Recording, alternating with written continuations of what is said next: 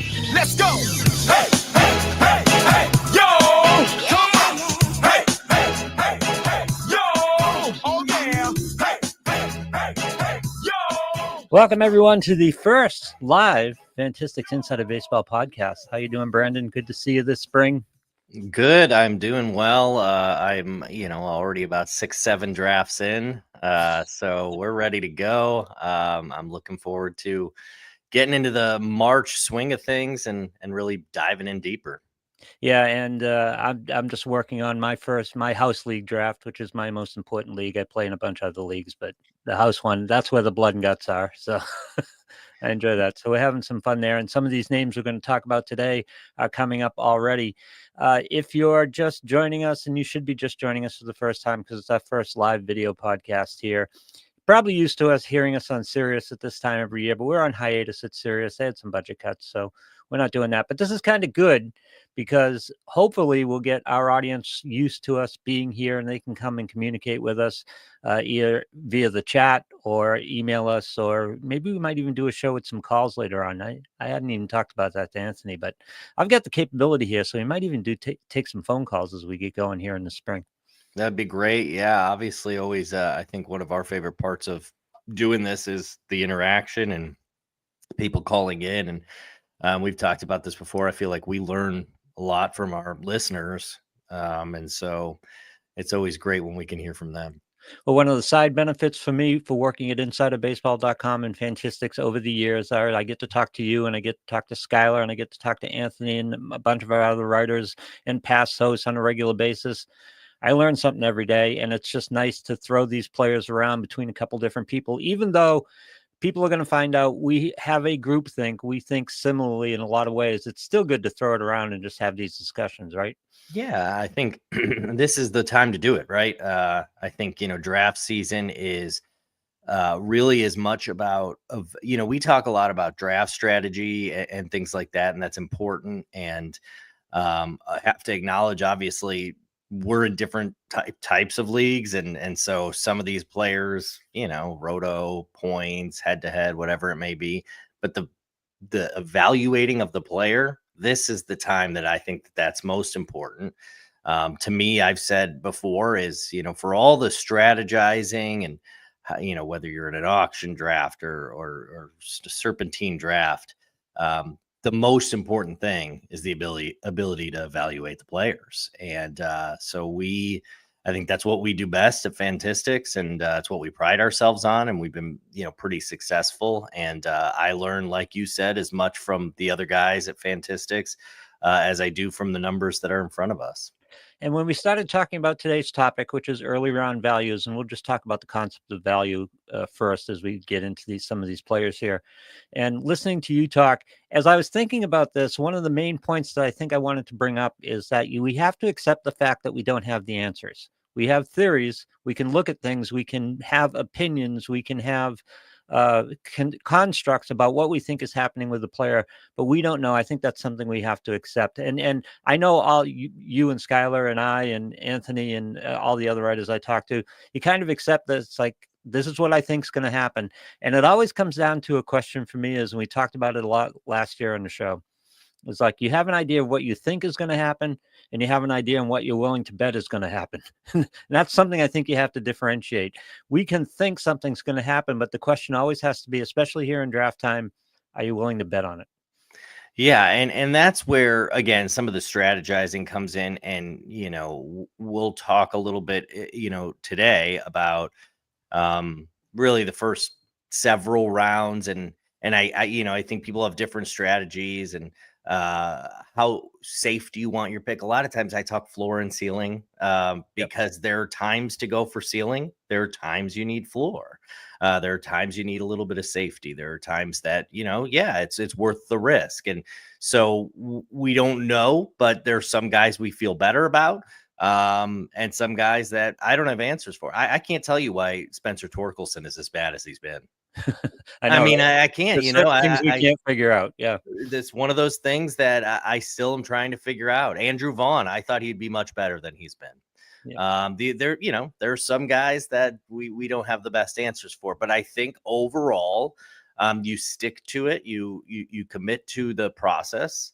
And, whatever that process may be for you, whether it's taking a lot of what we do or some of what we do or very little of what we do and developing your own process for evaluating players.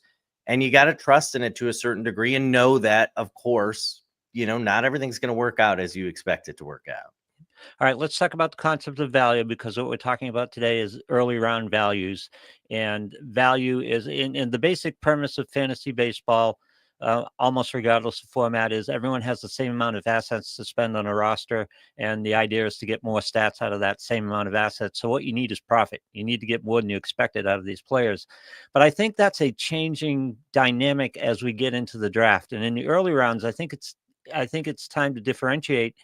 And you kind of touched on it when you were talking before, is that sometimes you're looking at ceiling, sometimes you're looking at floor. I think in the early rounds, as you get earlier in the rounds, first round especially, you're looking for floor, aren't you? Yeah, absolutely. You don't look, you can take a chance in round 10 that just doesn't pan out. You have a player in the first round, your first round pick just doesn't do it. That's really going to be hard to recover from. Not impossible. We always say you still play all season, right? Because anything can happen. But I think there's a little bit of safety, consistency, expectations. And I think the fantasy industry has become really wise to this. Mm-hmm. And you see that play out. I mean, look, there are some guys, and we'll get into a couple of them, that have extraordinary ceilings that I think, you could have made the argument even just 5, 6, 7 years ago might have been more first, second round picks. But I think the fantasy industry is a little more wise to the fact that, these guys are now really going in the third, fourth round because they have the ceiling, but they also don't, have as high of a floor. So I think you just don't want to miss on those, really the first 2 picks, I would say, but certainly your first round pick. I've always played that way, is like your first pick. It doesn't necessarily have to be the number 1 overall. Like, it doesn't have to deliver number 1 overall player type numbers, but you need some safety. And there are a few guys who I think do fit into that category. Kyle Tucker's a guy I think of. Like, Kyle Tucker's not going to deliver number 1 overall picks, number 1 overall stats, but he's been just so consistent at delivering across the board that's why people really like him in the middle of the first round.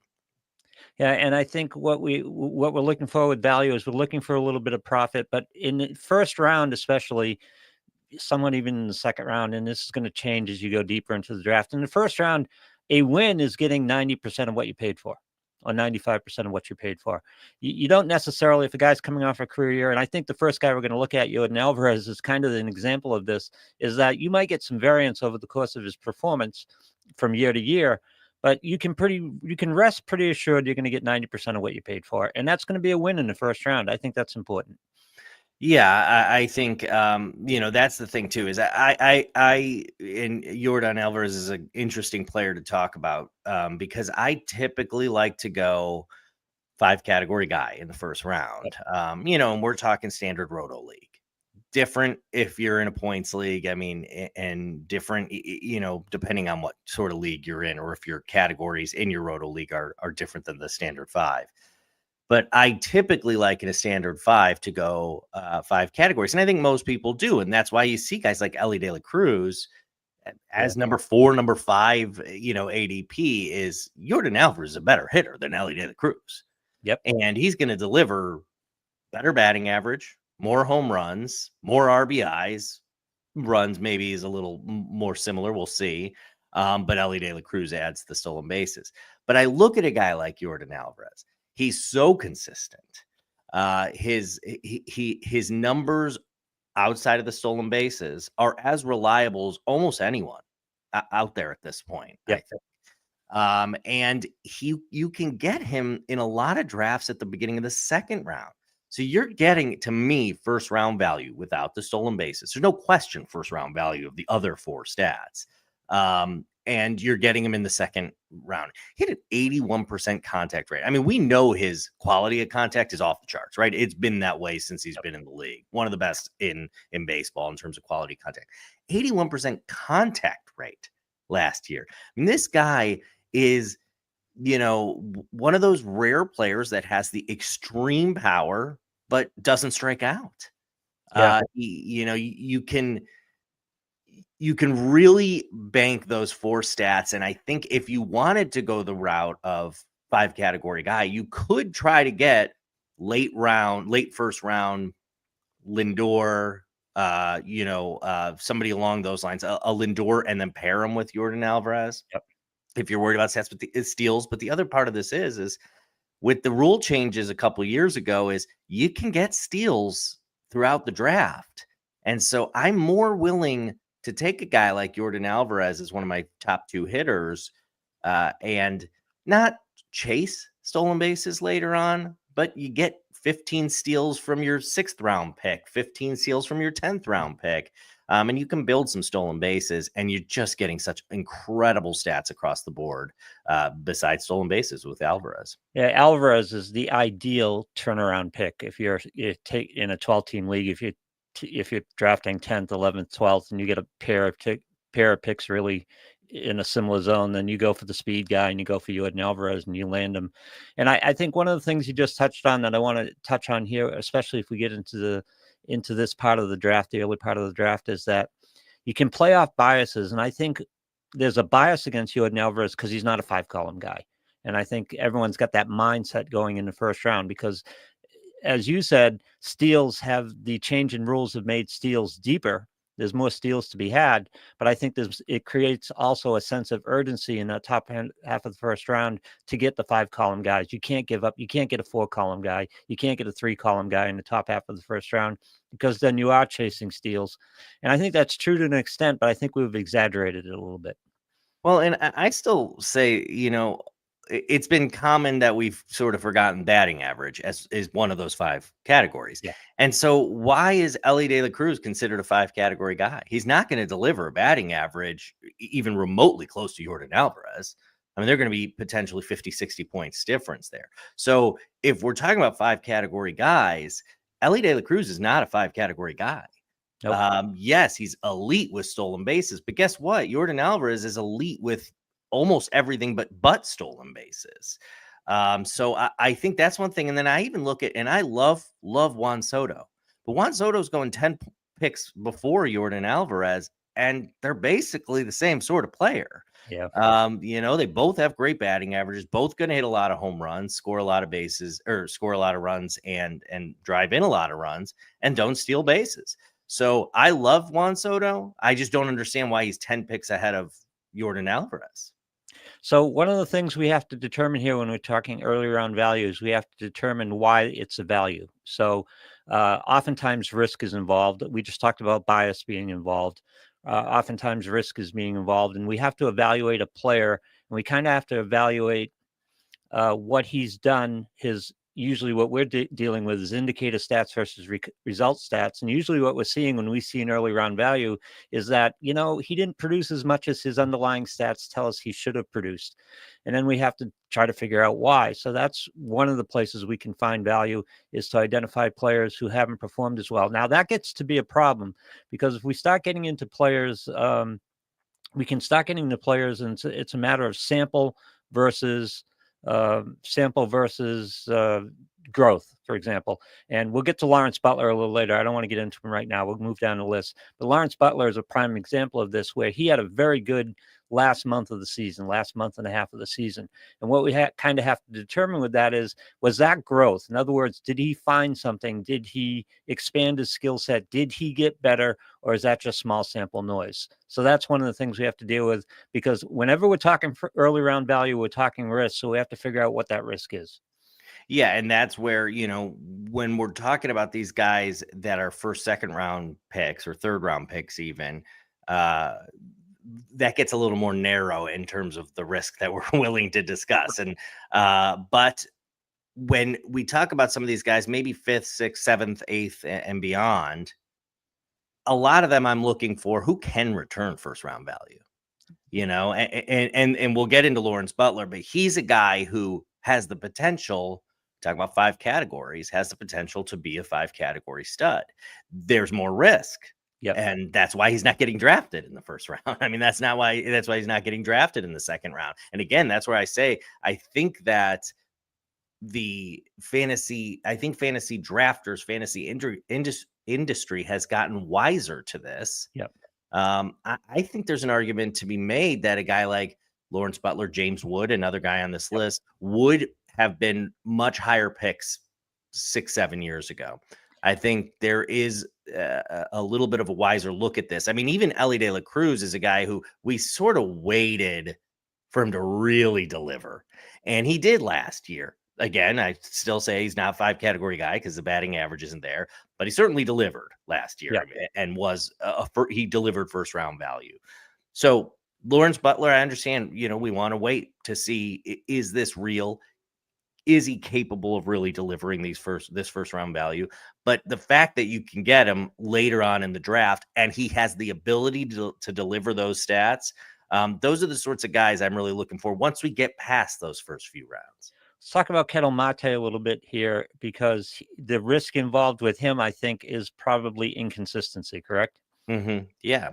I mean, he really had his best year last year. So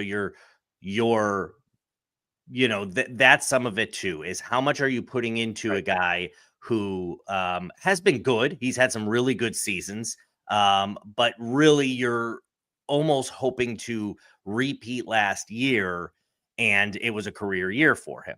Now, the classic buy high. Yeah, exactly. You're buying high. Now, the part of this too is position scarcity, right? Part of the reason people really want Ketel Marte is because second base there's a huge drop off in second base. And if you can lock it in with maybe even a guy who, even if you're not trying to repeat the 292 average, 36 home runs he had last year, but there is a relatively nice floor. Let's look at 2 years ago. He had a 276 average, 25 home runs. Okay, if you get 276, 25 home runs, that's disappointing. You want more than that, but you can live with that at a second base position. That's pretty tough. I think what we like here is the underlying stats were fantastic last year. I mean, his quality of contact was among the best. 94 mile per hour average exit velocity, 12% barrel rate, 53% hard hit rate. I mean, these were all career numbers. Again, it was a career year for him. But those numbers were fantastic. And he's always had the ability to have good plate discipline and hit for good contact.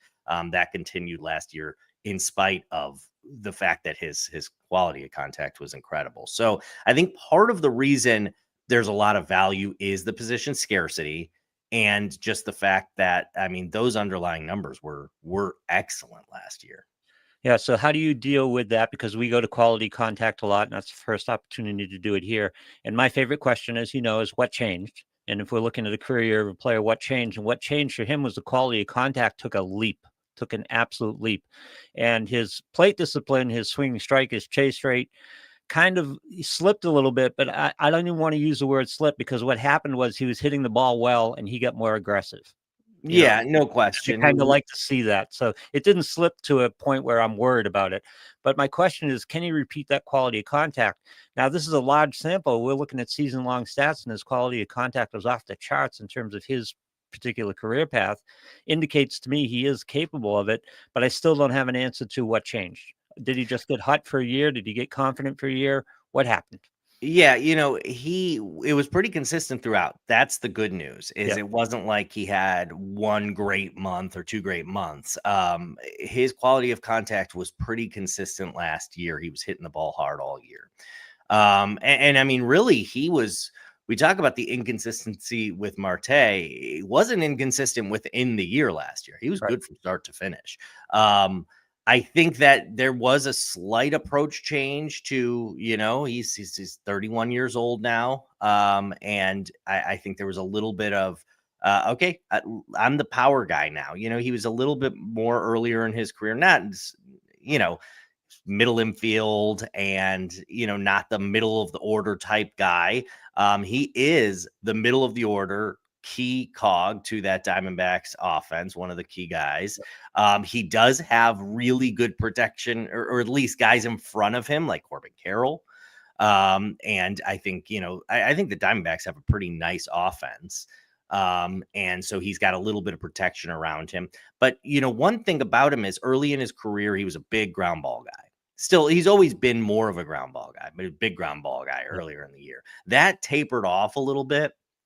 And it went back up last year. And, some of that you might say, well, I don't like, a power guy's going to hit home runs. I don't want him hitting the ball on the ground. But what it does do is it allows him to hit the ball hard. He swings hard. He can hit the ball hard. And if it's on the ground, we say this all the time, it's going to help his BABIP. It's going to help him get, base hits. And again, he had a 292 batting average, really good last year. 294 expected batting average, so kind of right where his expected batting average would be. But when he lifts the ball, he's still hitting the ball hard. And, high pull percentage, career high 52% pull percentage, which I can live with because everything else is so good that let him pull the ball when he hits it in the air and it's going to go out of the park. And so that begs the chicken or the egg argument. Did he become a power hitter because he was hitting power and then just assume the role, or did he assume the role first? And that's what caused the changes here. Here's the caveat for me, and you can talk me into it or out of it if you like.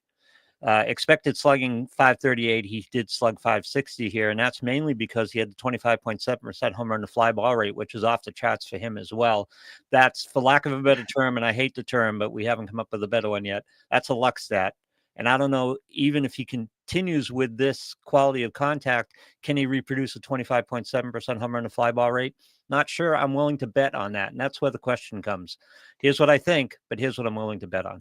Yeah, I think you could certainly argue seeing some regression in that home run to fly ball rate. As you mentioned, career high, it was over 10% higher than the previous season. One thing that Anthony does a really good job of is home run to fly ball rate, right? And looking into, what the numbers tell us. He has him projected for 20.8% home run to fly ball rate in 2025. And that would put him at 33 homers. It's fine. So yeah. I think there's reason to believe in a regression there with home run to fly ball rate, but a regression to 32, 33 homers, with still a really solid batting average in a good lineup that's going to, drive in a lot of runs, score a ton of runs.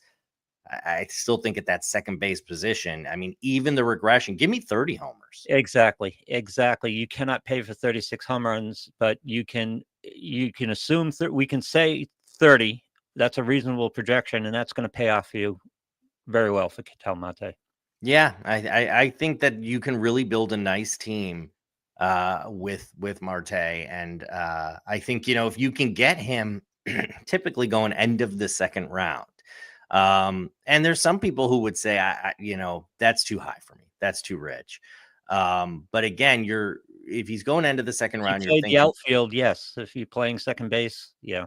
Yeah. And just to lock up that position, it really dives off. That's the advantage I find in what I like about doing drafts early. And we've talked about this before is I do a ton of drafts. I actually got started later this season than I have in many, many years.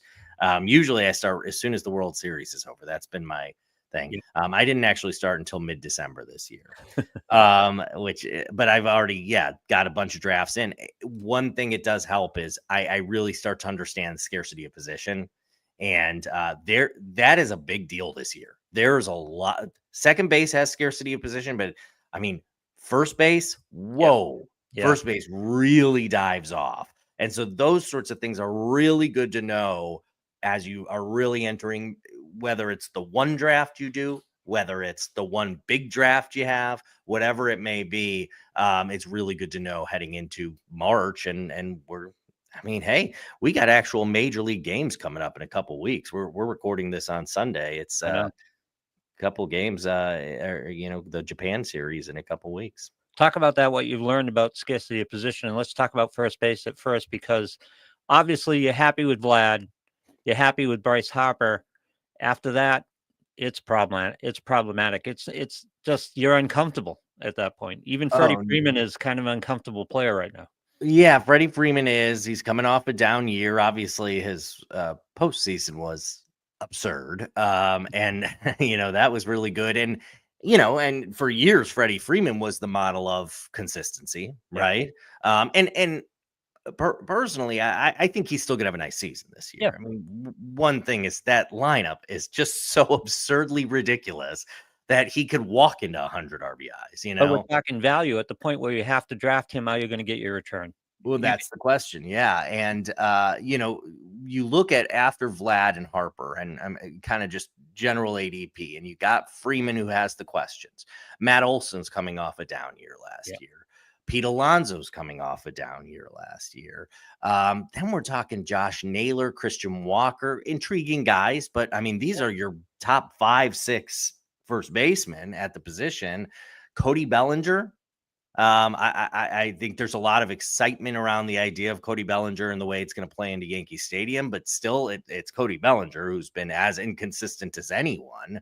I mean, Tristan Casas coming back from injury. We're not exactly sure. total wild card. Total wild. Vinny Pasquantino hasn't really delivered.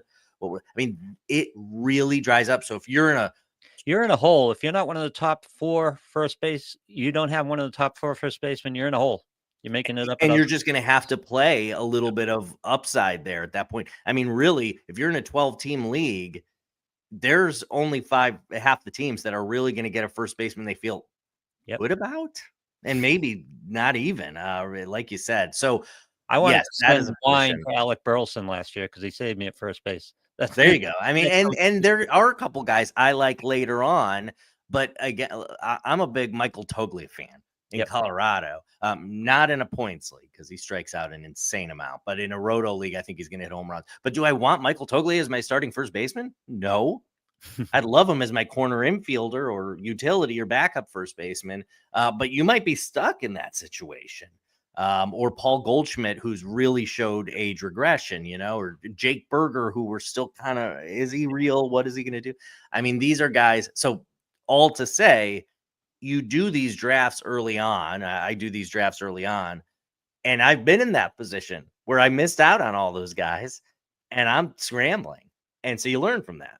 And so now, I mean, I was in an auction last night, and I ended up with Josh Naylor. So it's not even that I went for one of the big guys, but I knew if I didn't get Josh Naylor, I was in trouble, and I overspent for him. Spent $2 more than his average auction value. I needed the first baseman. I needed it.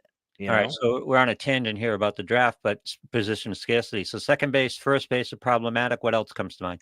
Third base is also problematic. It's not as bad, but third base is another one that it really dries up.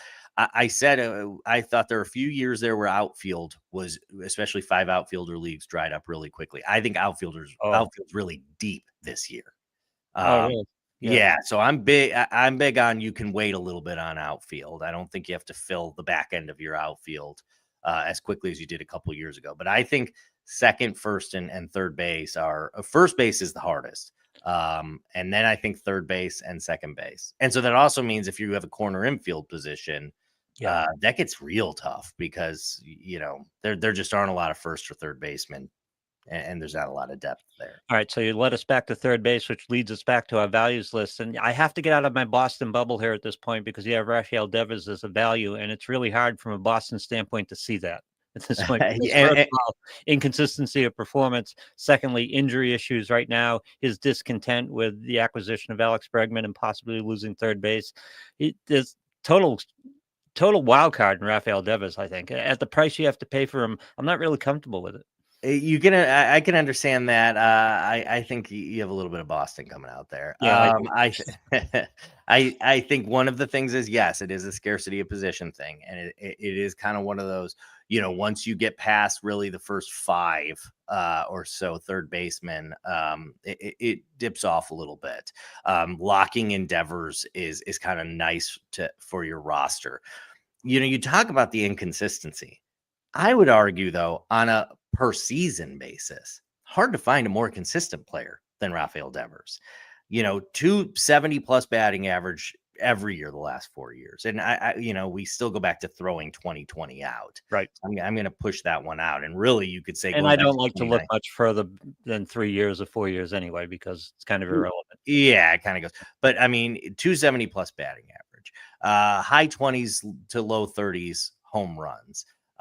We know he drives in a lot of runs, scores a lot of runs, and I think the Boston lineup is significantly better this year, and especially if guys get healthy and some of these young players take a next step. So I think the possibility for run production is really high.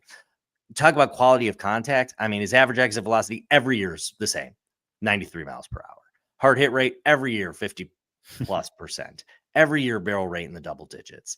I mean, he has been as consistent as almost any of the top 2-3 round guys in terms of just the way he has hit the ball. There's so much around him. And this year, there's all the stuff talking about Bregman coming in and him going to DH or moving positions or whatever, and him saying he won't do it. But when he's out there, he just hits the ball. That's just what he does. And in a good stadium, in a good lineup, I think this whole thing's going to work itself out. I don't know what it's going to end up being. Is it going to be Bregman playing second base? Sure looks like it. Will Devers ultimately end up playing DH more often? Maybe. I think Devers is the type player, he goes out there, he hits the ball. Here's the deal, and here's the first time I get to say this spring, but it's one of my tenets here. How is a player going to produce? Tell me how many at-bats he's going to get. And for Raffy Devers over the last 4 years, it's been the amount of at-bats. If he gets a number of at-bats, he produces because he has been consistent as a hitter. So that's basically what you have to try to figure out. And if he does move to DH more, or move to DH rather permanently or pretty consistently, maybe that helps his playing time, keeps him healthy, keeps him on the field. It could. Yeah, I mean, he dealt with some injuries last year, still ended up with 525 at bats, 28 home runs. But that's the difference in those 4 seasons. 580 bats produced 33 homers, 598 bats produced 38 homers, 525 produced 28, 588 produced 32. Produced 28 and 27 at 555. So that's the difference between getting your value back and losing a little bit. Him being a value and not being a value, those extra at bats gets him into the low 30s, which is where we need him to be. Yeah, I think, certainly in the second round, you're paying for 30+ homers. But I think we talk about, again, floor. And I understand he's nicked up right now. It doesn't sound too serious. I think, I'm not too worried about the injury and the health right now. I get worried about these ones, though, that open the spring, these types of injuries that lasted over the offseason that are limiting them now, because in the offseason, that's your time to heal. Plus, by the way, 240 pounds, which kind of concerns me, but it's kind of who he is. And sounds like a guy who should be playing DH. There's a lot of talk here. You'd laugh, because here in the Boston market, you know how we are. There's a lot of talk about him DHing and heading up to the clubhouse between at bats to eat Twinkies. And it's like everyone's concerned about his weight and his conditioning at this point. It is a factor. And I got to get out of that's why I enjoy talking to you and talking to other people. I got to get out of my Boston head and see a more reasoned viewpoint about this, because that was a big story early in spring training. And it has questioned our value of Raffy Devers, actually. I think if I remember correctly, Boston had a pretty good overweight DH for a couple of years there, right? Who had some success at the dish. He did pretty well. Maybe Devers could look back not too far back in history to one of his former teammates. And but we're not remembering David Ortiz. We're remembering Pablo Sandoval. That's true. Yeah, Pablo Sandoval. I mean, obviously Ortiz was an example of one of the probably the greatest DH of all time. And so Devers, I think Devers is a great hitter. I mean, I think he's a great hitter, and I think when he gets to the plate, he hits the ball. I agree with you. Is those early spring injuries or entering spring with an injury, that's concerning. And maybe I should be placing more weight into it. But for now, I still think getting Devers is just so reliable for that third base position, and he's been one of the best third basemen for years now, and it's a position that you really need to attack. All right. When we talk about Wyatt Langford, next guy on your list, and we talk about the risk is lack of track record. We don't really know who he is at this point. He had 499 at bats last year. Pretty good. What are you seeing, though, that you really liked? Yeah, there were, I think, a lot of people who feel like Langford was a disappointment last year, and I get it. the hype was extraordinary coming into the season, and people were drafting him. I mean, he moved up draft boards by the end of draft season last year extraordinarily. And, I guess some people were disappointed. I mean, I still think he had 16 home runs, 19 stolen bases as a rookie. Yep. 253 batting average. He did not remember. He really moved up minor leagues, so he didn't have a ton of experience in the minor leagues. So, I mean, he's still growing. He's still getting comfortable with professional baseball. And so I think now what we're actually seeing is sort of this weird post hype, not dip in expectations, but people just aren't as excited about him. And it's like, you were so excited last year, and now we're totally off of him. This is still a guy who can provide 5 category value. Last 2 months of the season, particularly, 91 mile per hour average exit velocity, 13% barrel rate, 20% chase rate. I mean, he was getting comfortable by the end of the season. And one of the cool things about it is what the Rangers didn't do is they didn't mess with it. They let him just keep going out there.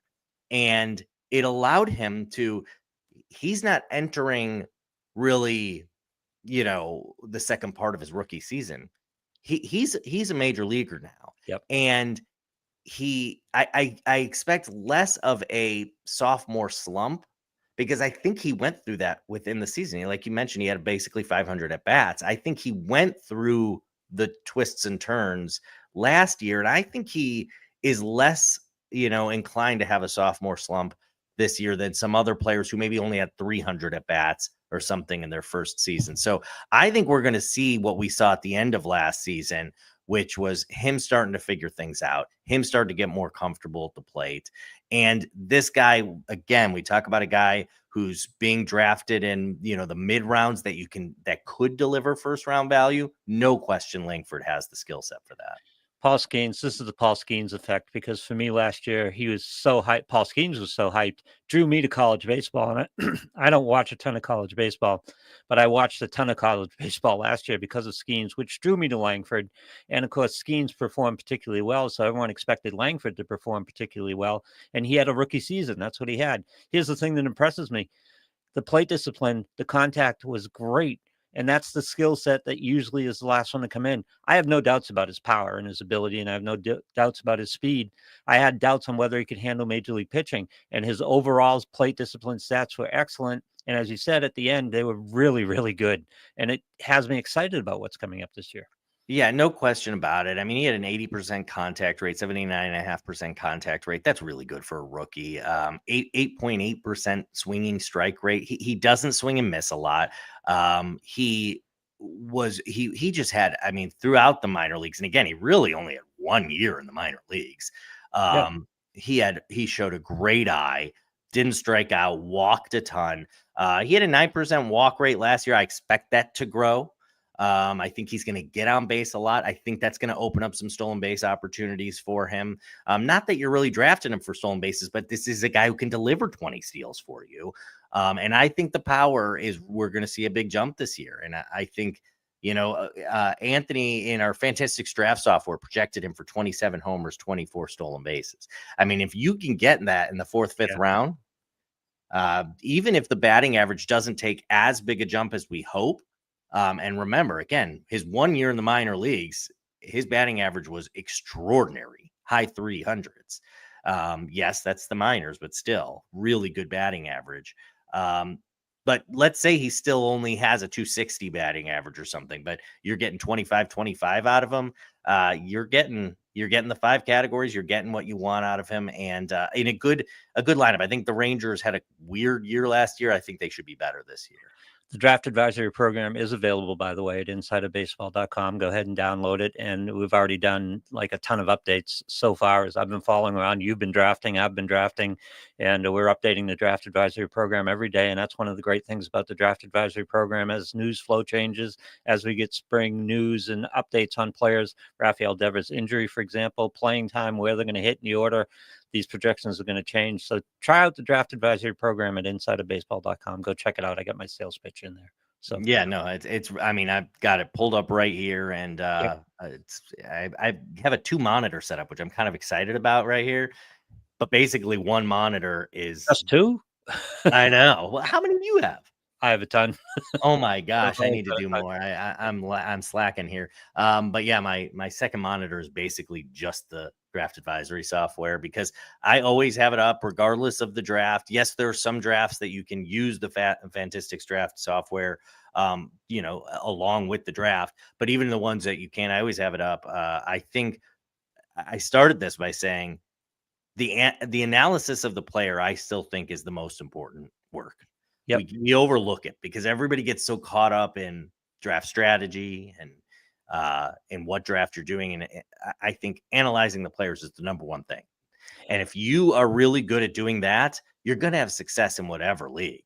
And no one does it better, I think, than the Fantistics draft software. And by the way, you and I do this for a living, right? And most of the people at Fantistics do it for a living, but having the input of the draft advisory program and looking at the write-ups and what Anthony says and what our writers say, so important because you can do the analysis yourself. I think I'm pretty good at it, but I do like to hear from other people and I like to get other people's takes on it because we all have biases, right? We all have things that we look for a particular player and we can get caught up in those biases. And so it's good to get other opinions, which is one of the other great things about the draft advisory program. And if you go to insiderbaseball.com, there's a baseball blog, which is free to non-subscribers. Lots of great articles up there. There'll be samples of our daily notes to our subscribers every day. But now it's preseason notes and you guys are writing. You've written the last two, right? Or two of the last three? I've written two in the last couple weeks. I should say. But yeah, I did write one that was posted Thursday that everybody can see all of it. Like as you mentioned in spring training, it's free to everybody. Once the season gets started, you'll still get a sample of it, but if you subscribe, you get daily emails with all of the player notes. Yep. But yes, for now, all of it's up there, so you can read my article from Thursday. So head on over to insiderbaseball.com and check out the baseball blog and get some great information. Get I think there's a demo up of the draft advisory program too that you can download and take a look at that. James Woods falls in kind of the same category of Wyatt Langford, although without the ceiling and without the hype. And I've been looking at James Woods, and I'm already at the point where I would have loved to have drafted him a couple times, but I say, no, I got to wait around. I got to wait another round. Yeah, I can understand that. And this is the guy who, kind of fourth round pick, and that might even be a little too rich for some people, but another guy that we talk about next year, could we be talking about him in the middle to end of the first round, or, early second round? I think certainly it's possible. A guy who came up, didn't play all season like Langford basically did last year, but came up, mid-season and was really good. He I'm pulling up his numbers right here, but yeah, his home runs and his power, that's kind of one of the things that I really was into. He didn't struggle at all at providing the quality of contact at the major league level. 92 mile per hour average exit velocity, 92.8, 10% barrel rate, 52% hard hit rate. I mean, for a rookie, for a kid who's 22 years old to be able to put up those numbers is absurd. He strikes out. He's got to cut down on the strikeouts. Always had a bit of a strikeout problem. And I understand that would be the concern, the major concern, I think, with him.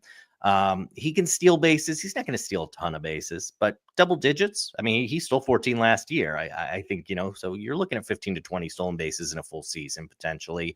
But I really think you're looking at a guy who has the potential to take that next step if he can continue those quality of contact numbers, not let the strikeouts get too much in the way, has the potential to deliver big time home run numbers. Fantistics draft software projecting him for 32 homers. I can't figure out the strikeout thing because his chase rate isn't high. His contact rate is decent.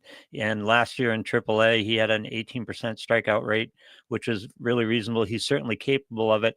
He's not over aggressive. There's not a big pull rate in there. There's not a big lift. I'm having trouble kind of reconciling the strikeout rate because it doesn't fit the rest of the numbers.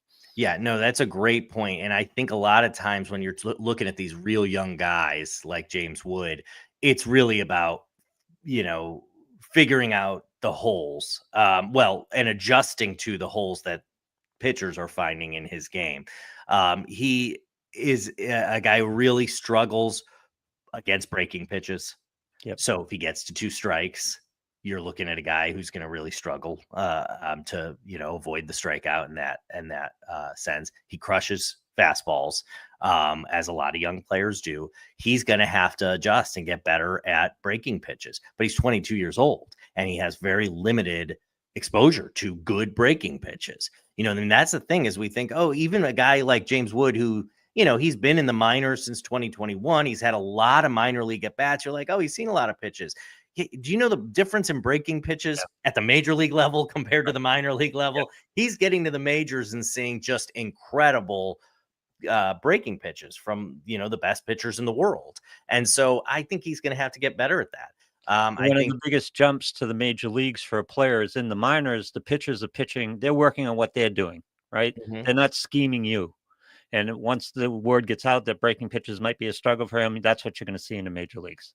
And that's what he's going to see a steady minors. diet of this year, Yeah. certainly to begin the season until he can prove that he can hit him. And so I think that's one of the things where, it's like you look and his swinging strike rate's not that bad. And as you mentioned, his chase rate's not that bad until probably you get to strike three. You know what I mean? And I don't have those numbers specifically up. We can pull them up. I don't have them specifically up, but I'm sure strike three, when he's got 2 strikes on him, that chase rate is much higher and that swinging strike rate is much higher. All right, so this brings me back. Wyatt Langford and James Wood brings me back to the first shows last year when I used to do a what have we learned type segment. And what I learned last year, what I brought up last year was we have to shrink our developmental time expectations because college is becoming so good at developing players. Minor leagues are developing players. All these players are going to camps. And I think this is true of pitchers and hitters. You got Wyatt Langford, you like James Wood. Usually would want him to be age 23, maybe 24 with so many minor league at bats under his belt. Not necessarily true anymore. The development curve has shortened considerably over the last 3 or 4 years. Yeah, I mean, you look at like Jackson Merrill last year, had a great year. He was a guy who I kind of thought, oh, he's going to need a little bit of time. I see he's got talent, but he's going to need a little. He had a phenomenal year last year. I mean, he delivered great results if you drafted him last year. So he was a guy that it's not even just about, oh, I'm drafting him in dynasty leagues. No, in a redraft league, he was great. Jackson Churio. In a redraft league, he was great. And then we all know what Paul Skeens did. Right. And so I agree I think that we're seeing the development move quicker. I think that is an adjustment that is important to make. It also, though, can't cloud our judgment. And as soon as if a guy struggles in his rookie season, we write him off. I mean, it's okay for a guy to develop still like that. That's acceptable. Right. And so I think we have to understand that as well. But we did see, some guys who really were impressive last year, but like Jackson Holiday, a guy who was terrible last year. Right. Yeah. I think it's crazy people who are writing him off. Like he's no longer, I mean, he was a year ago, he was the top prospect in the game. Right. And because he had one bad half a season. Well, I think we've adapted to that. That's the Wyatt Langford bias a little bit is we've adapted to that where we expect players to perform right out of college or with a year of minor leagues under the belt. And it doesn't work that way with every player. And the power curve thing is still there, I believe, because I think hitters become contact centric. They make it to the majors. And then after it takes them a while to relax and add some lift back to their game and some pull back to their game because they're just driving the ball up the middle. They're just trying to stay in the majors and get the paycheck. I will say this year, I'm not as excited about the potential rookies, the top prospects, I should say. Last year was exciting with Holiday and with Langford and Merrill and Skeens, of course. This year, there are a couple I like. None of them, though, do I feel like this guy has the potential to be just a huge boost in a redraft league. So that is one thing that also plays a little bit into the draft because especially deeper leagues where you do want to maybe take a shot on a real young guy. There aren't as many of them this year as we've seen in the last couple of years. Is that player evaluation based or on opportunity based? I think both. Yeah. I mean, right there in Boston, there are a couple good prospects, but I don't really know where they're going to play. I mean, Christian Campbell. Is he going to play? I guess part of it has to do with the Devers decision. Marcelo Mayer, maybe he comes up this year. I think he'll probably come up, but is he going to be an everyday player? I don't know. I'll So, I tell mean, you I'll tell you about Campbell from a Boston being in the market here. The push here is to have him start at second base and Bregman at third. That's kind of the push, and it feels like the Red Sox are kind of hoping for that to happen at this point so far. Marcelo Mayer, I don't think he's necessarily going to start the season, but Trevor Story is going to get hurt. It's just yes. this is the way it works. So I think he's going to create his own opportunity there. Roman Anthony is just as exciting as all hell, but the defensive issues and defense is a concentration here in Red Sox camp. They're trying to improve the defense as a whole. I don't know how good an outfielder he is and how good an outfielder he's going to be, but they love Roman Anthony. And I'm not sure about his opportunity this year. That's the guy who I think has the lowest opportunity scale of those three. But might have the highest ceiling of those three. Oh, he has the highest ceiling. Yeah. But yeah, I mean, to that point, I just think there are fewer guys that I feel like a Wyatt Langford. That's like, this guy is they're committing to him, and he's gonna be, he has the potential to be a real stud. In a redraft league, I mean, again, dynasty league, totally different. And some of these guys, it's totally worth investing in. Fewer of them that I'm excited about performing this year, which again, deeper in, I have found, like, I do NFBC draft champions 50 rounds because it's draft and hold. Yep. And I'll typically in like the 40 round range, you're looking for, okay, who is the guy who might come up, and there are fewer of them. And so it's like, man, round 45, round 46, it's like, I don't know, just grab a random relief pitcher who, strikes out a batter per inning and might do something on my team. It's been tough. All right, let's go to Ozzy Albies here. We're looking at first round values, and I can tell you what the risk factor is. Over the last 4 years, 30 homers, 8 homers, 33 homers, 10 homers. And that's at bats 629, 247, 596, 399. How do we reconcile that? How do we project what we think we're going to get out of Ozzy Albies this year? Yeah, he's an odd year guy, right? He's an odd year guy. There you go. 24 homers in 2019, 30 in 2021, 33 in 2023. So 2025, he's going to have 30 homers. I mean, injuries have been the issue. I think, and from the statistics that we like to really look into, those advanced metrics, Albies doesn't jump off the page. No. Quality contact's never been really that good.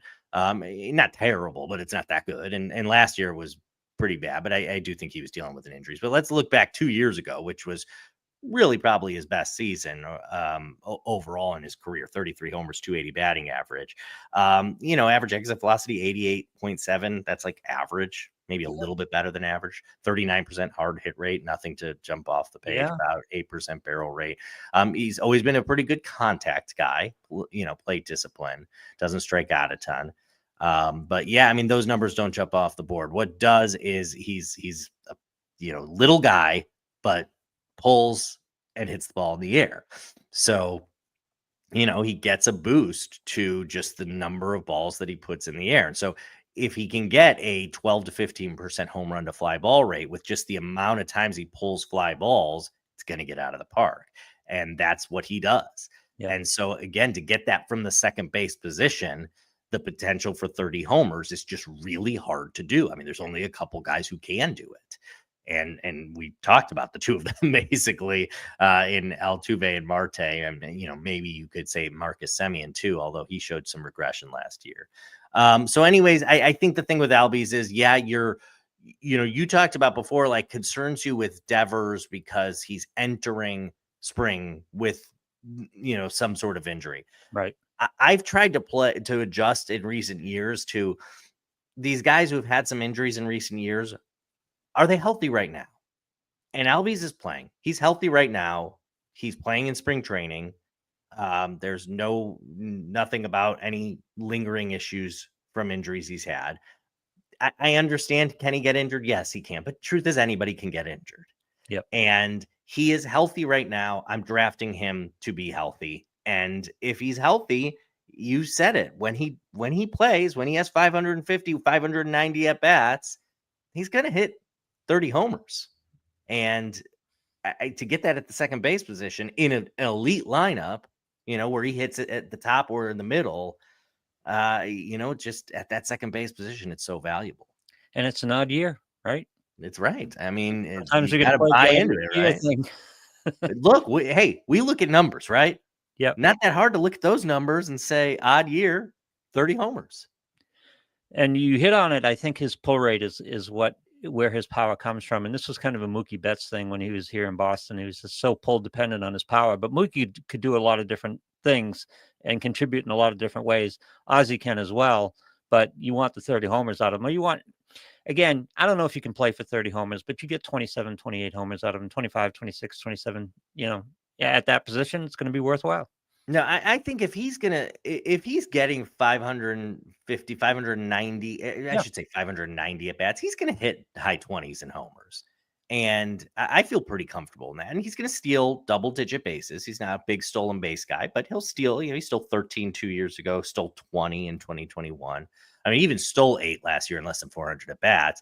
So he'll still steal some bases and again score a ton of runs. I mean, he's had 3 years of 100+ runs scored, and then a 4th year where he had 96 runs scored. He's driven him more than 100 twice because, again, he tends to hit behind Ronald Acuna, who is also out at the beginning of the year, but should be back in May. So he's in a really good spot. He's in a position of need, and he does contribute. I think a lot of people don't get excited about Ozzie Albies, and I understand that, but I just think you overlook the fact that he just does contribute when he does play. Well, that's taking advantage of a bias where a bias will reduce his price enough so that it's a value for you. Yeah, and again, no question about it. Early rounds, you don't have to hit a ton of value. Any value is worthwhile at this point. Yeah, and we talked about Ketel Marte, and him going in the second round. Is Albies has the potential to deliver. I don't think he has quite the upside of Marte, but not far off. And if they're both playing at their peak, he's not that far off, and you get him around later. Okay, I'm loving Lawrence Butler is the most fun player here in March because I'm reading articles of people I like, people I love around the industry, and you get the same site having him on the sleeper list and on the bust list. No one knows what to do with Lawrence Butler, and I'm betting high because I like the way he finished the season. I think he's got 25. I think 2025 it's not a floor, but it's a highly reasonable expectation for me, and I think it could be better than that. Yeah, and I do want to point out that it was really, I mean, he had a horrible first few months where he wasn't playing regularly. Once he got inserted into the lineup, it really was 3 months of solid play. Yep. In July alone, he hit 10 homers, 363 batting average. So that's really when he turned it on.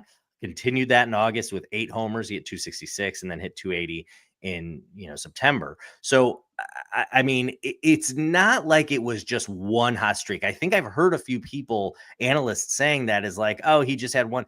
I mean, he did it for half a season, and it was really, really impressive.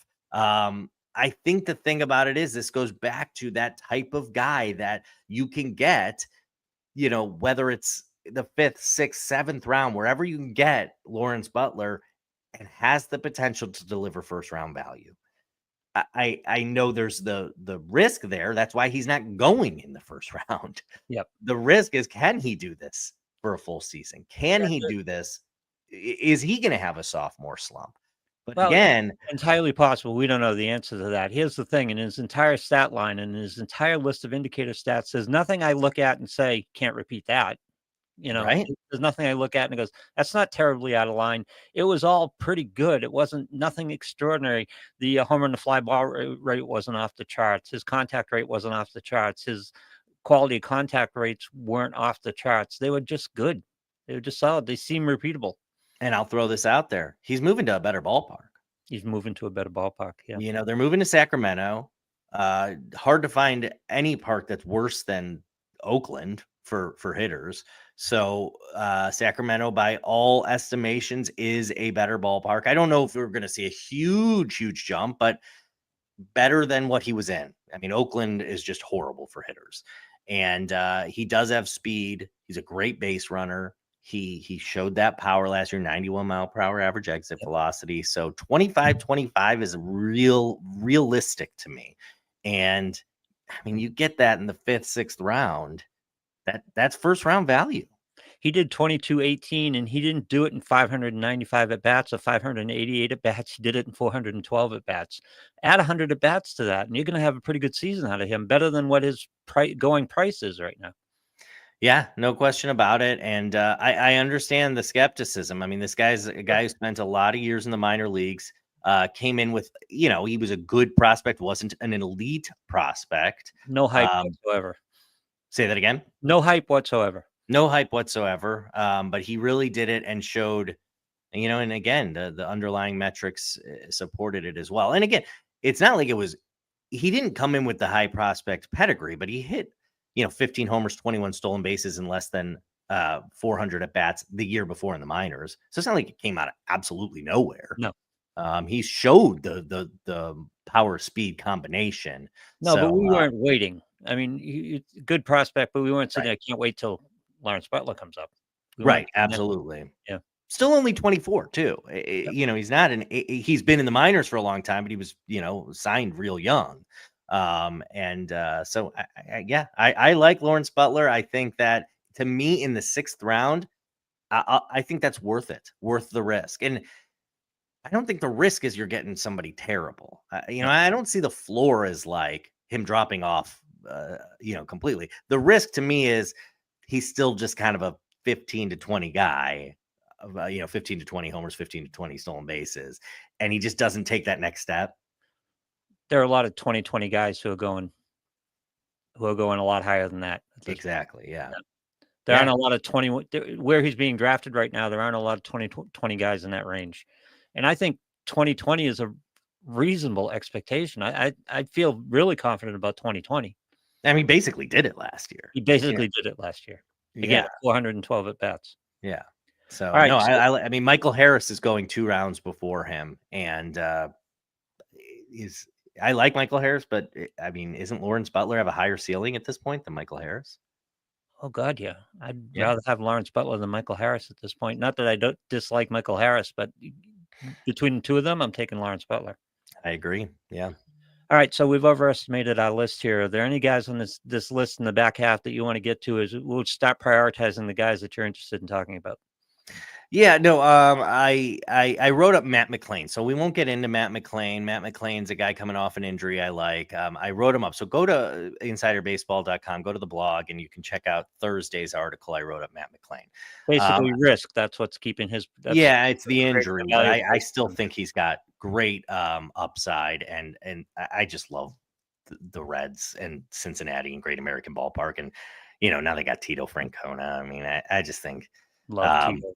I think their offense is going to perform really well this year. And I like Matt McLain. There's a lot of pitchers. We could go deep into pitchers. I kind of wanted to just bring up Pablo Lopez is a guy that I feel like, people don't look at Pablo Lopez as the ace type numbers that he's kind of been able to put forward for a couple of years now. Yeah, it didn't feel good last year. It wasn't as bad as I'm looking at the numbers. It wasn't as bad as my impression of it was, but it didn't feel good last year. Yeah, 4.08 ERA, and I think that's understandably a disappointment for a lot of people. But 3.36 xFIP, 3.67 xERA, expected ERA. You look at the peripherals here, and his strikeout numbers were good. His walk rate was the lowest of his career, 5.3%. He doesn't give up hard contact. It was harder than it's been, but it still is pretty good in terms of quality of contact. He just does everything really well. He's still only 28 years old. His fastball velocity was the highest of his career last year. And again, I think people are looking at that 4 ERA, and it just wasn't supported. And and he's never done that before. I mean, this is a guy who's been a 3s ERA his entire career, really going back to 2020. So I think, I don't think there's a reason to believe that the 4 ERA is going to be, what we see from him this year. And I really think, and you get good strikeouts. It's not elite strikeouts, but it's good strikeouts, more than a strikeout per inning. And I just think that a lot of people overlook him as He's just a complementary rotation piece, and I think he can be an ace. I think he's an SP1, and I think we're just sort of overlooking that. All right. So where did that ERA come from? Because again, over expected ERA, it's what, 7/10 of a run over his expected ERA. And I'm just looking at the stat line, and it wasn't a home run to fly ball rate issue. It wasn't a BABIP issue. It wasn't a left on base issue. Where did it come from?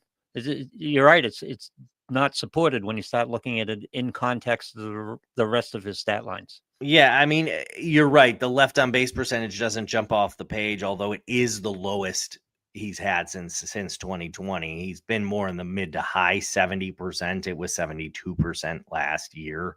I think that, overall, like he didn't have necessarily the best defense behind him. That sometimes plays into it as well. But, I mean, there's just some bad luck that happens, right?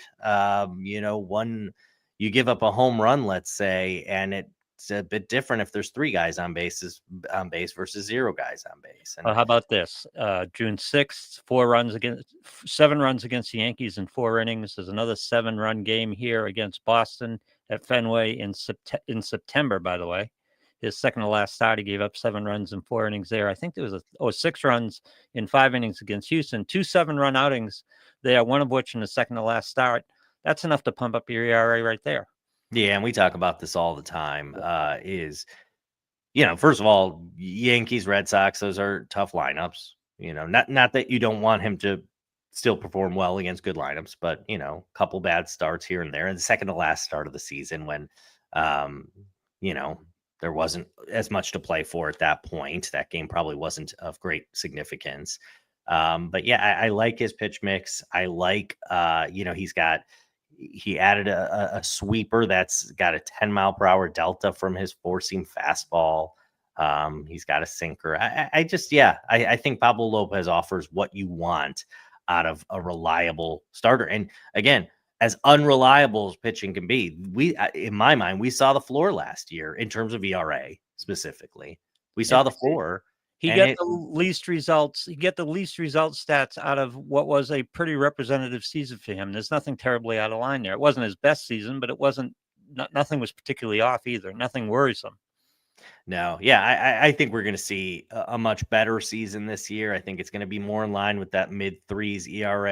And again, this is a guy who's been a pretty reliable strikeout guy, doesn't walk guys. And so I just think if you want to play the wait and see on pitching, I think he could do worse than Pablo Lopez. All right, there's 2 narratives on Sonny Gray that I'm reading here in the spring. There's 2 narratives, one of which is nobody talks about him. And the second one is he's a sleeper, and he's a guy you should be looking at. 3.84 ERA doesn't strike me as particularly great. He had 2 great seasons before that. Where have you got Sonny Gray on this scale? Yeah, and again, xFIP 282 last year. Yeah. Expected ERA was 367. So his ERA went up a run, and he had a better year than the year before. Yeah, his left on base percentage really the lowest of his career, or I should say lowest since 2016. 68% left on base percentage. Hard to believe that that'll be repetitive this year. So expect that left on base percentage to come up to the mid 70s or so, which is going to be a huge impact on his ERA. He had an amazing strikeout season last year. Yep, career high. Yeah, I mean, he's 34, 35 years old, and he was striking out a ton of guys. And I'll expect some regression just because that really is an outlier. But even if that comes down to where it kind of was the previous couple seasons, 24%, it's still pretty good. His walk rates was also a career best. I mean, he had a career best strikeout rate and career best walk rate last year. First year in St. Louis, and he's back with St. Louis. And I think St. Louis has a lot of issues, but they've been pretty good with pitching throughout their history. And I even last year, you could argue that their pitching, they got the best out of some guys. So, you could say that they turned something on there with Sonny Gray, but it's hard to ignore that strikeout to walk rate. I mean, just absolutely incredible. And I know there's going to be people concerned about the age regression thing here, but he just didn't show it last year. Yeah. He's pitching now. He's healthy. Well, he never So really relied on velocity, so it's not if he yeah, loses a half a foot of fat. Well, I mean, he didn't lose a half a foot, but if he lost a half a foot off 95, 96, that's not going to be a problem for him. He never lived at 95, 96. no, he's more of a sinker guy. And so it's not really about blowing the fastball by people. It's No. really about, getting them to, hit ground balls. But the big difference is he's incorporated a sweeper. We've seen it throughout the league. He's incorporated a sweeper that was absolutely devastating last year. He has a cutter that he's developed as he's gotten older. I mean, he's really got a 6-pitch mix Yep. if you differentiate between the four seamer and the sinker, and it's really really good. And I just think he's certainly obviously tons of experience. I think when you have that many pitches, you have the ability to utilize what and what you've learned, and he's learned a lot. And so I think he's developed a good pitch mix. I think the Cardinals are probably a good situation for him to be in, a good ballpark as well for him to be in. And so I don't expect that strikeout rate to repeat, but I don't think we're going to see it fall off either. And so I think that ERA is going to come down because, again, we talked about the left on base percentage, not to mention a high BABIP as well. It wasn't extraordinary, but it was higher than it's been. So I really like Sonny Gray. I think people overlook him. And This again, guy had 2 really good seasons before this. His ERA wasn't great last year, but that might have been as well as he's pitched in those 3 seasons at that point. So that's what we're banking on here. That cutter, by the way, less than 0.5% for most of his career, 13% in 2023, 17.8% last year. So when I see big changes like that in terms of strikeout rate, I'm looking for, well, something had to happen because, as I've often said, pitchers are like feral dogs. They just find things. It could be a bullpen session, could be a talk with somebody else on a bench somewhere. They just find things. And the cut fastball seems to be something he's found. That's one of the things that changed. And when you're working on a pitch mix like he is, as you said, now 6 pitchers pretty definitely, was 5. Just they work as an orchestra, and throwing another wrinkle in there can just help keep the hitters off balance and keep them off your other pitchers a little bit. You got to get in hitters' heads, and Sonny Gray is exceptionally good at that. yeah, 31% swinging strike rate on his cutter. Yeah. So it's definitely a strikeout pitch for him. He uses the sinker, 4-seam sinker, to really get ground balls and get ground ball outs. And then his sweeper cutter to strike guys out.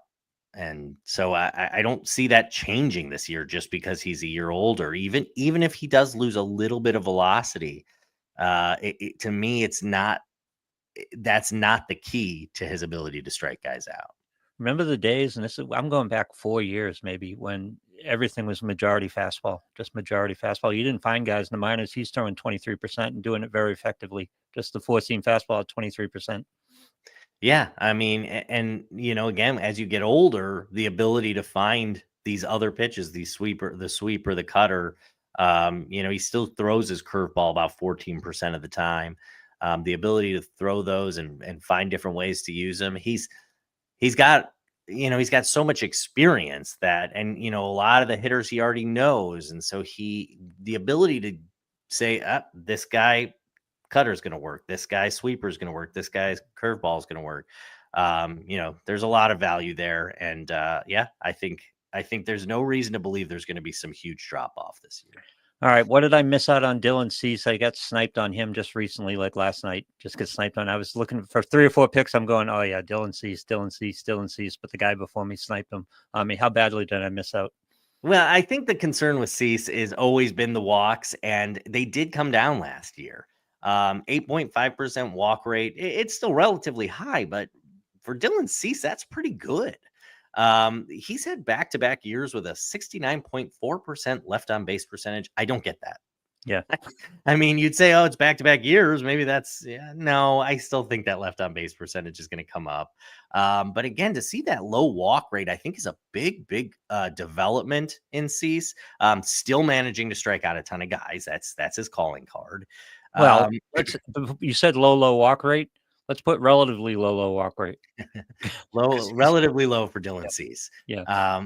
Still, though, I think what holds people back, if there are people held back, it is the walks, because that's been his bugaboo throughout his career.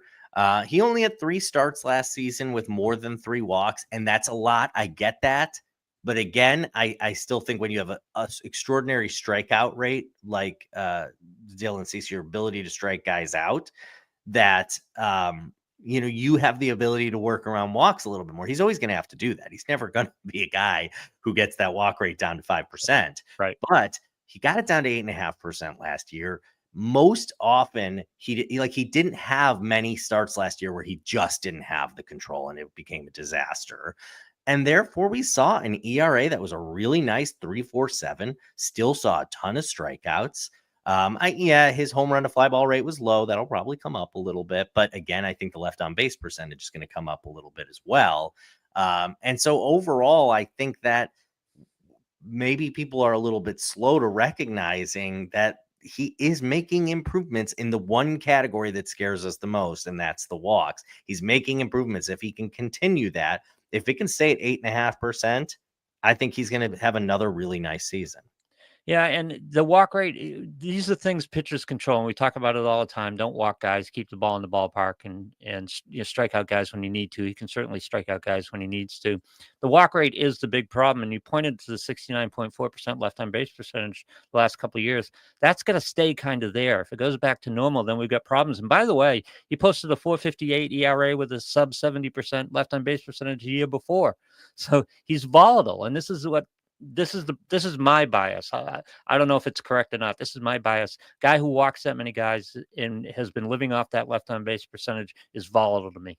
And there is the volatility, and I think some people are going to be uncomfortable with having a guy that they potentially is their number one starter, because if you're taking him in the third round, if you go hitter and then pitcher, and you want to take him, at the end of the third round, it's about where his ADP is, and you can't deal with that volatility. I get it. But if you are in a roto league and strikeouts is a category, you're getting the strikeouts. You're getting elite strikeouts. You're getting first round value type strikeouts from Dylan Cease.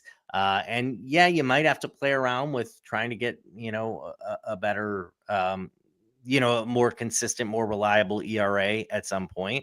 But again, he also doesn't really give up, a lot of hits. So he keeps his batting average low, as a 197 batting average against last year, which when he does drop that walk rate below 9%, that created a whip of 107 last year. All right, let's talk about it in terms of slots. Are you comfortable with him as your number one? I am, yeah. I would have to, address it with my future pitchers in terms of I'd want a little bit more reliability, but I also wouldn't worry as much about strikeouts after I dropped him. So let's finish up with Yamamoto. Are you comfortable with him at number one? Yes. Yamamoto. Yes. Yep. Yeah. I think Yamamoto is going to take a big step this year. Take a little bit of the reins off him, allow him to go deeper into games, pitch more. He's got to stay healthy. I get that. But he's healthy right now. Should be starting, the first regular season game in Japan. He's, been out there in spring training. We just saw what we wanted to see last year, just not enough of it. Yep. The strikeouts were elite. He keeps the walks low. His stuff is ridiculous. He's on the best team in baseball, so the win opportunities are going to be incredible. All the numbers were there except for innings pitched, right? Yep. But he had 90 more in the postseason. So I think, I don't see any reason why he can't have 160 or so this year, 160 to 170. In this day and age, that's what you're getting. He does everything we want him to do, right? He keeps the ball on the ground. He doesn't walk guys, and he strikes out guys. Yeah, he's just got elite stuff. And I think, just another year of comfort. That team is just so ridiculously good. They're so good. Their defense is good. Their offense is good. He has the potential to really win a ton of games. I think he did everything we want him to do. His whip's going to be low. He's a 4 category guy. You can't get saves. He's a 4 category guy from the pitcher position. All right. That's it for us today. We're going to try to do this on Sundays on a regular time. It'll be Brandon and I and Skylar and I as we go along here in the spring, get you ready for your drafts and upcoming. Maybe we'll throw in an extra podcast here or there if we can find time in our schedule to do it while we prep you for the preseason. Head on over to Insiderbaseball.com. If you're a regular customer, download the Draft Advisory Program. It's ready to go. We're already several updates in. So make sure you get that going. And if you're not a subscriber or you're not familiar with us, insiderbaseball.com, check out the baseball blog. It'll tell you a lot about the draft advisory program and the way we help you all throughout the year, but especially here in the spring to get your championships in order. Insiderbaseball.com. There's a lot of material over there that's free to non-subscribers. And like I said, stay tuned. I'm going to play some audio, play us out. Brandon, nice to talk to you. Good to have baseball back again. We're back. All right. We'll talk to you next week. Let's go. Oh, yeah. Let's go. Hey.